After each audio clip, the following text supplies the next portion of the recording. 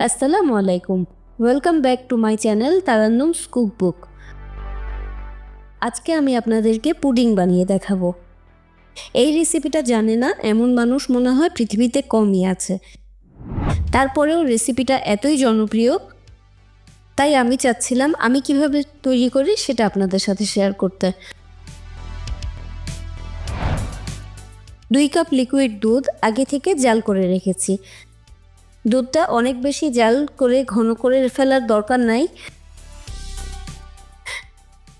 দুধটা কুসুম গরম থাকতেই এর মধ্যে দিয়ে দিচ্ছি আধা কাপ গুঁড়ো দুধ। আপনারা যদি গুঁড়ো দুধ স্কিপ করতে চান তাহলে এখানে 3 কাপ লিকুইড মিল্ক জাল করে 2 কাপ করে নেবেন। তবে আমি সাজেস্ট করব গুঁড়ো দুধ দিতে, তাহলে পুডিংয়ের টেস্টটা অনেক বেশি ভালো হয়।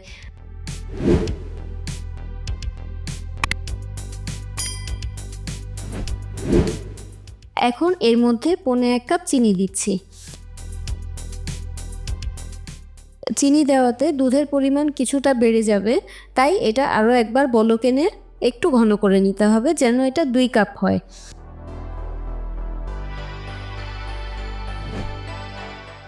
দুইটা এলাচ দিচ্ছি।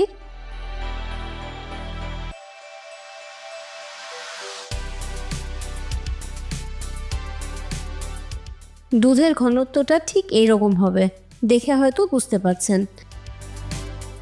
দুধটা একটা সাইডে রেখে ঠান্ডা করে নিব। এখন আমি পুডিংয়ের ক্যারামেলটা তৈরি করব। যেই মোল্ডে পুডিং বসাবো আমি আজকে তাতেই ক্যারামেল তৈরি করব। 1.5 টেবিল চামচ চিনি আর সামান্য একটু পানি দিচ্ছি।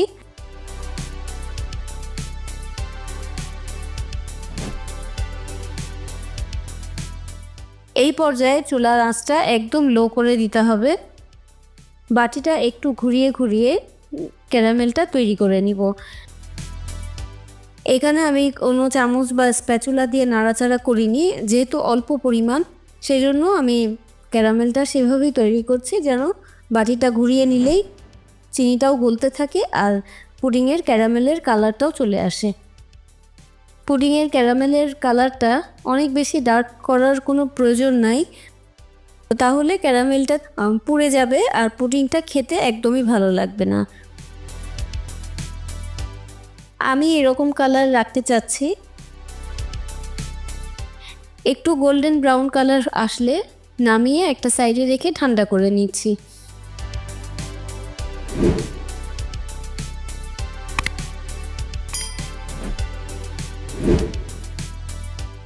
আজকে 2টা ডিম দিয়ে পুডিং বানাবো।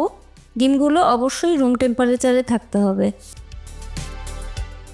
কাঁটা চামচ দিয়ে আমি একটু ডিমটা জাস্ট একটু ফেটে নিলাম।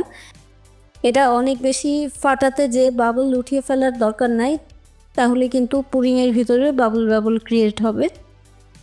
তো জাস্ট আমি হাত দিয়ে একটু ফেটিয়ে নিচ্ছি। এখন দিয়ে দিচ্ছি জাল করে রাখা দুধ।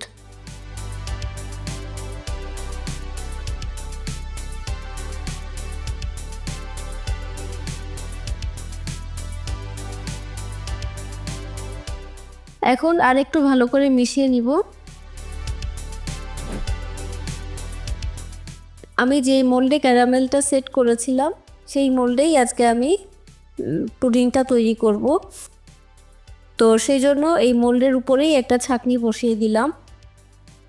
পুডিংটা অবশ্যই ছেঁকে নিতে হবে।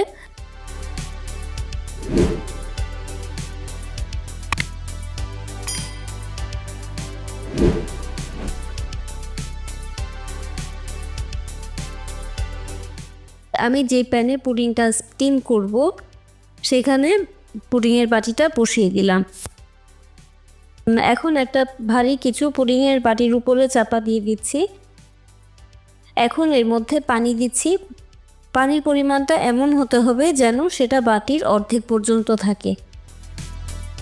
পানি যদি বাটির অর্ধেকের উপরে উঠে যায় বা অনেক বেশি হয় পরিমাণে, তাহলে পুডিং যখন স্টিম হবে তখন পানিটা ফুটতে ফুটতে পুডিংয়ের ভিতরে পানি ঢুকে যেতে পারে, তখন আর পুডিংটা জমতে চাইবে না।